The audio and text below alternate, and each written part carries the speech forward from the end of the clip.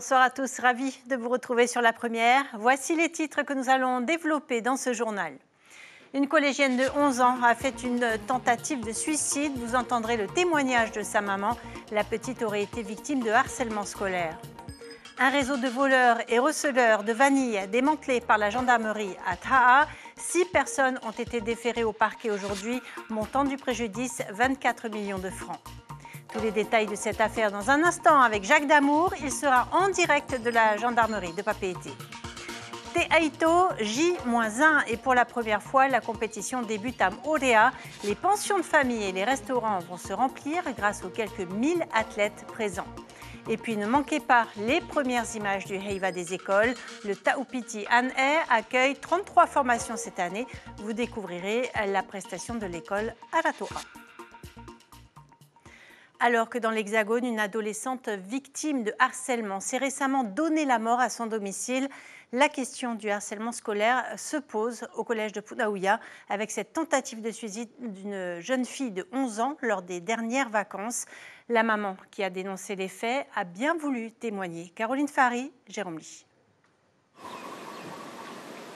J'aurais aimé pouvoir lire dans la tête de ma fille. C'est pas le cas. Le désespoir d'une mère après la tentative de suicide de sa fille de 11 ans. Le harcèlement subi de la part de 4 garçons de son collège a eu raison de sa résistance. Tout a commencé par des vols récurrents dans son sac, mais il y a eu pire. Il y avait un des 4 qui l'a tapé, qui lui donnait des coups de pied, des gifles, qui lui tirait les cheveux. Et ça, elle a gardé pour elle. Et comme elle me disait, maman, je ne voulais pas te le dire parce que je ne voulais pas te faire pleurer. Tu pleures assez comme ça. Ce jour du 22 mai, la jeune fille va prendre les médicaments de sa mère pour en finir. La tentative n'aboutira heureusement pas, mais le traumatisme est bien là. D'après les pédopsychiatres, ils nous ont dit que ce harcèlement l'a beaucoup marqué. Que cette envie de se faire du mal ne date pas d'aujourd'hui. J'ai crié sur la principale adjointe en lui disant pourquoi ils n'ont pas protégé ma fille. Parce que la seule personne qui a toujours réagi, ça a bien été la CPE. L'assistante sociale de la cellule harcèlement du collège de Punaouia avait bien été alertée par la jeune fille, mais la direction n'avait pas mesuré l'ampleur du problème. On s'est remis autour de la table en se questionnant. Est-ce qu'on est passé à côté de quelque chose? Est-ce que le mal-être de cette petite était plus important que ce qu'il nous avait semblé? Et en rassemblant tous nos éléments, à ce moment-là, chacune, on était d'avis que la petite était en difficulté, mais qu'il n'y avait pas d'extrême urgence. Alors en l'occurrence, il y aura effectivement des sanctions parce que ça ne peut pas rester impuni. Une plainte sera déposée par les parents. Aujourd'hui, la collégienne qui ne souhaite pas changer d'établissement pratique la boxe, une façon d'exorciser ce mauvais souvenir et de prendre des forces pour l'avenir. Oui, et sachez que depuis mars 2022, le harcèlement scolaire est désormais reconnu comme un délit pénal. Coup de filet à Taha et Rayatea, les enquêteurs ont mis la main sur les voleurs de vanille. 7 individus ont été interpellés le 30 mai dernier, dont des professionnels de la filière. À l'issue de leur garde à vue, 6 d'entre eux ont été déférés au parquet aujourd'hui. Ils sont poursuivis des chefs de vol aggravés et recels de vol aggravés dans le cadre d'une procédure de comparution immédiate à délai différé. 100 kilos de vanille avaient été volés en 2021 et 540 en 2022. Écoutez la réaction d'un producteur de Taha, Joël Hahé, au micro d'Ibrahim Ahmedazi.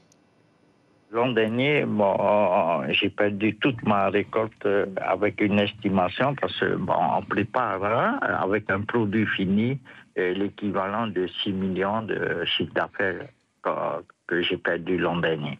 Il y a 1 an exactement, j'ai été victime de ce problème de vol de vanille sur Taha.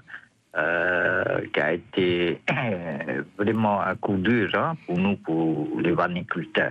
Et cette année, ça continue tout autour de Taha. Mais on a eu quand même des séquelles au niveau des vaniculteurs. Il y a un réseau bien bien rodé sur ce vol. Moi, je pense que c'est important que l'intervention de la gendarmerie chez nous est importante pour les vaniculteurs. Mais je suis sûr, il y a un réseau, il y a des têtes pensantes, il y a tout dedans, quoi. Ils sont bien organisés, quoi. Et pour avoir plus de précisions, nous allons tout de suite rejoindre Jacques Damour. Bonsoir Jacques, vous vous trouvez à la gendarmerie de l'avenue Pauvan A. Alors est-ce qu'on en sait un peu plus sur cette affaire ? Oui, bonsoir Cybèle. Eh bien écoutez, ce qu'il faut retenir ce soir, c'est qu'à Taha, c'est un grand soulagement après l'annonce faite par le procureur de la République concernant ce coup de filet. On se souvient des nombreux reportages que notre correspondant local, notamment Etimanaki, avait réalisé sur place. Je vous rappelle que le terme de sport national était même employé sur l'île de Taha concernant ces vols de vanille. Alors à mes côtés, j'ai le commandant en second de la compagnie des archipels, le capitaine Vanaha. Capitaine, bonsoir. Bonsoir. Alors, 7 personnes ont été interpellées. Actuellement, ils sont en cours de présentation. Comment s'est déroulée un petit peu cette intervention finalement, cette enquête? Alors, c'est une enquête qui a été très longue. Nous avons travaillé depuis l'année dernière sur des faits de 2021 et de 2022. Il y a eu une série de plusieurs vols avec au total plusieurs kilos de vanille qui ont été dérobés. C'était une enquête compliquée parce qu'en enquête de vol, il faut savoir ce qu'on cherche. Et donc les vanilles, c'est compliqué parce que toutes les vanilles se ressemblent.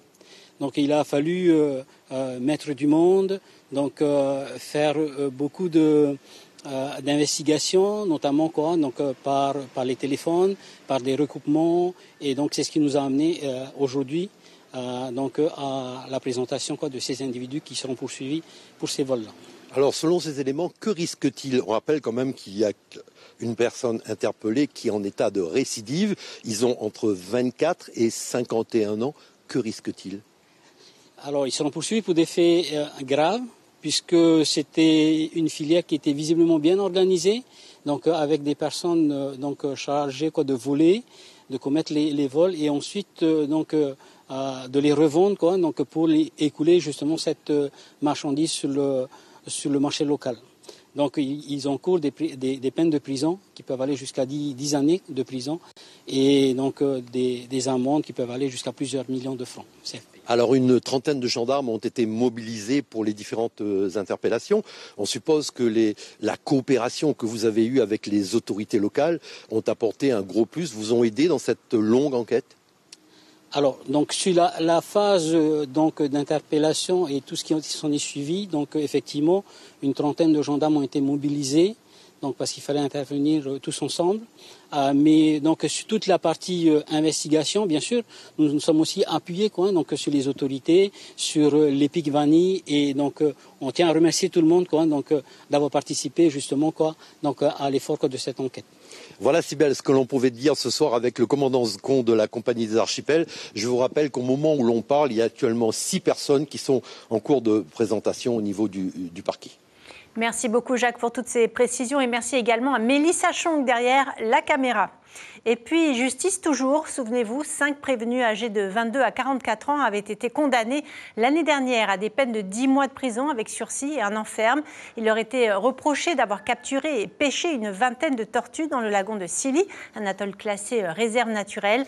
Cette fois, c'est la Polynésie française qui réclame des dommages et intérêts pour le préjudice moral et écologique.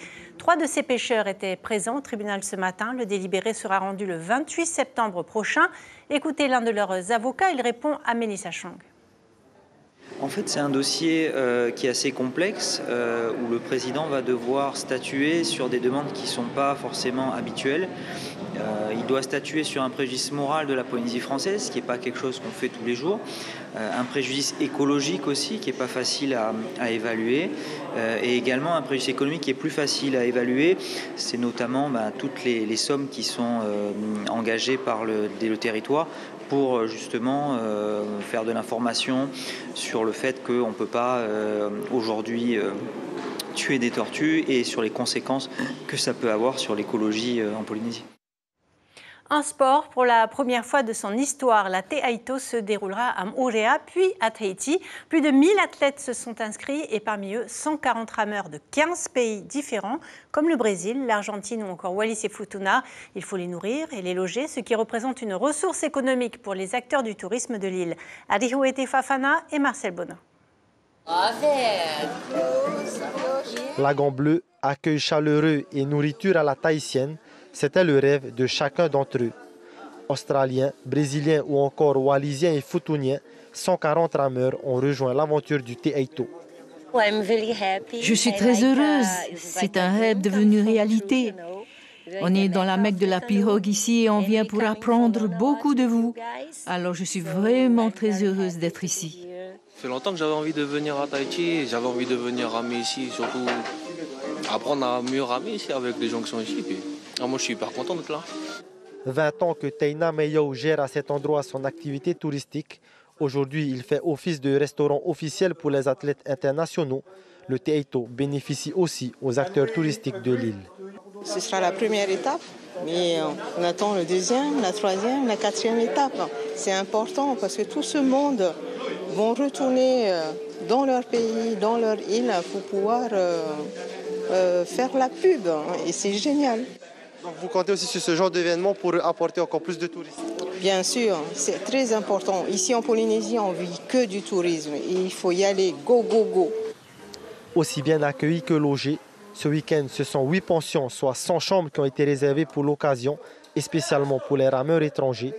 Cet événement est un boost économique non négligeable pour les pensions de l'île Sœur qui affichent complet, comme ici au Tropical Garden de Moorea. Depuis 3-4 ans maintenant, nous accueillons beaucoup les athlètes de l'Axterra. Et là, du coup, ça ajoute ce grand événement, la Teaito, et c'est vraiment bénéfique pour Moorea déjà, pour l'île.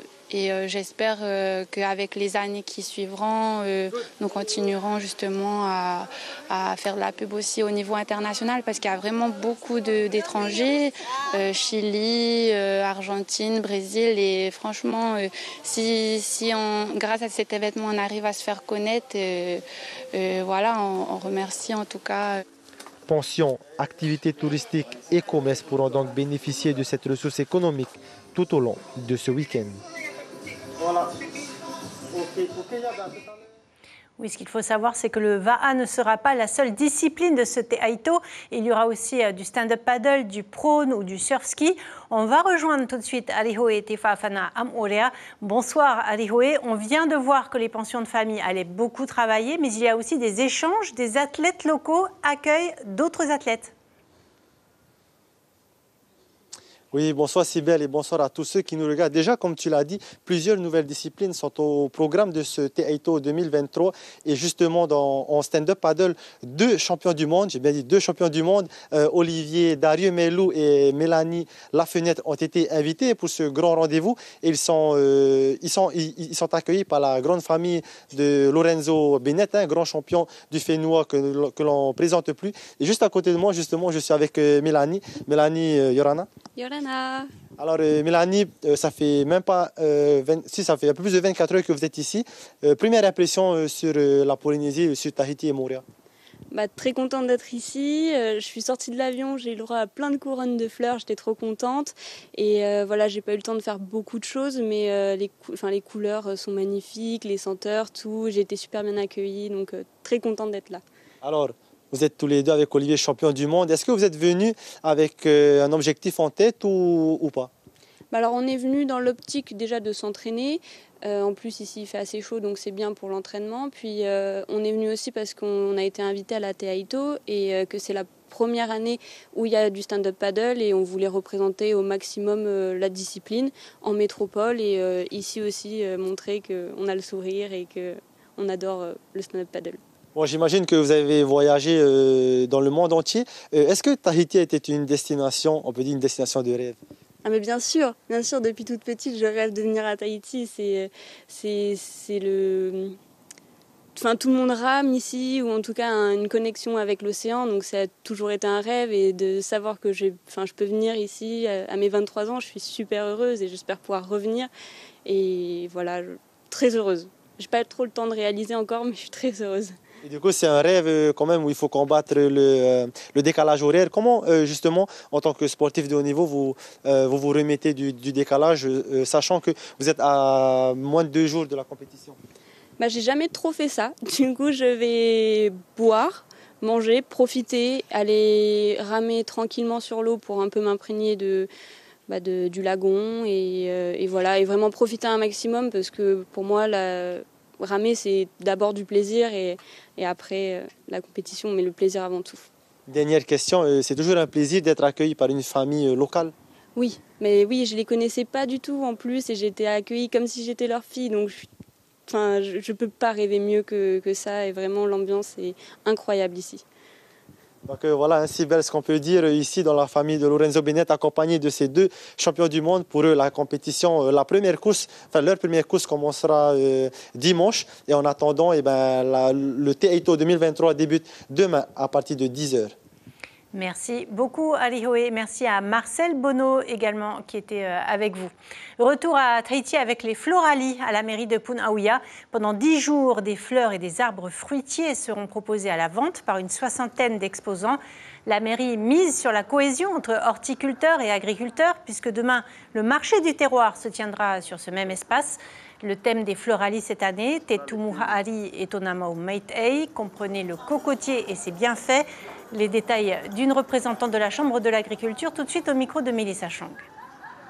Nous avons lancé en partenariat avec Protège et la direction de l'agriculture l'année dernière un Harry Contest, un concours de variétés de cocotiers. C'est la première édition pour ce concours et donc le jury et la remise des prix se feront pendant les Floralies. Du coup, la thématique a tourné autour du cocotier.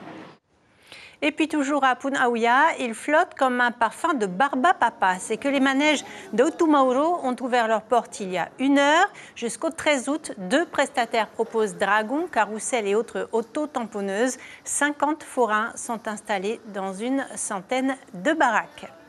Et puis, autre signe annonciateur des fêtes de juillet, le Taupiti An'el, le Heiva des écoles. Les formations de Holi Tahiti, de chants traditionnels, de ukulélé et de percussions se produisent jusqu'au 11 juin sur la scène de la Maison de la Culture ou de Toata. Focus sur l'école Aratoa qui a offert un moment de tradition et de transmission hier soir. Stéphane Ratino, Jérôme Lee.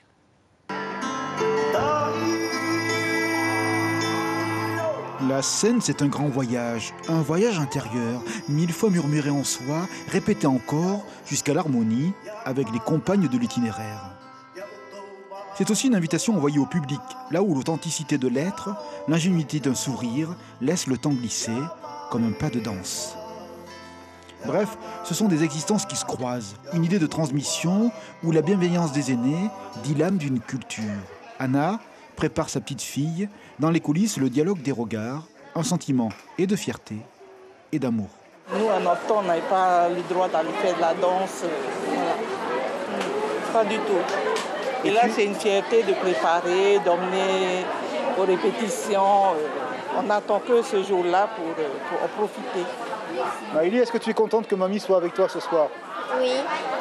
Ça va? Tu n'as pas trop le trac? Non, ça va. J'ai l'habitude. Et sur la scène, la lumière et dans la chorégraphie, l'ombre tutélaire de l'histoire, le voyage du temps. L'école Aritoa a remonté les ans, un spectacle comme une revisitation, la signature des maîtres de la danse, un frisson pour les participantes soucieuses de culture et de tradition. Le thème c'est Mets-toi et en fait ce sont on rend hommage en fait aux grandes écoles qu'il y a eu dans le passé qui nous a apporté notre savoir d'aujourd'hui.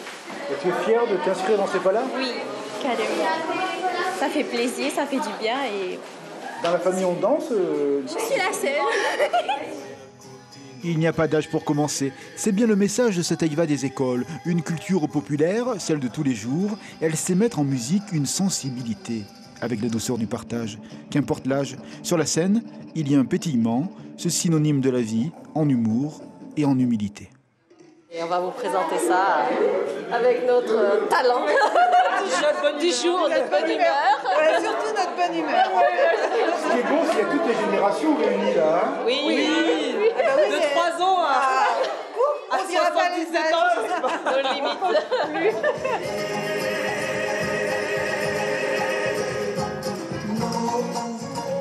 Sur la scène, il y a des pas. Il est un voyage. La danse est un continent de fraternité. La première soirée nous a montré la beauté de l'itinéraire. Et je vous rappelle l'information principale de ce journal. Alors que dans le Pas-de-Calais, en France, une adolescente victime de harcèlement s'est récemment donné la mort à son domicile, la question du harcèlement scolaire se pose au collège de Punaouia avec la tentative de suicide d'une jeune fille de 11 ans survenue lors des dernières vacances. La famille, bouleversée, va porter plainte. Au programme de votre soirée sur la première, ce soir, la série Les Misérables et la série Tous les chanteurs s'appellent Michel. Voilà pour le journal de ce vendredi 2 juin. Les premières infos en radio vous seront présentées par Heipo Atewira et Axel Mézinel dès 6h30 demain matin. On se quitte sur les images de la 29e édition du Heiva des écoles. Excellente soirée sur la première et à demain.